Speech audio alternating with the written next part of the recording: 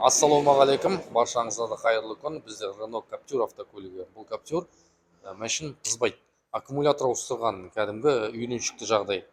Машиннің аккумуляторын ауыстырғаннан кейін машин қызбай қалады Renault'ларда. Arcana, Captur, Duster, Sandero 20-шы жылдан жоғары. Қазір қандай болып тұрғанын көрсетейін сізге. Міне машинге отырдық. Проблема осындай, аккумуляторын ауыстырады. Машин қызбайды. Мен старт басам. Болды. Машин қызбайды. Renault Captur Абди Мухан деген кісінікі. Сөндіріп тастаймыз. Енді қызбайды енді. Басам. Машина қызбайды. Болды. Все. Қазір осыны оқытып жасайтын боламыз. Renault'мызды бітірген болатынбыз, сыртқа шығарып тастадық. Пульт мұнда. Жаңа қызбай тұрады, білесіз ғой. Енді мен басам қазір. Машин қызды.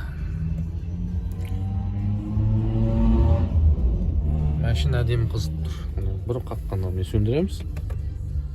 Сөнді. Енді тағы қыздырамыз.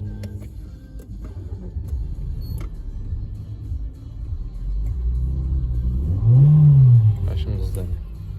Әдемі. Хабарласыңдар достар, осындай проблема болып жатса, смело келіп хабарлассаңыздар болады. Жөндеп береміз.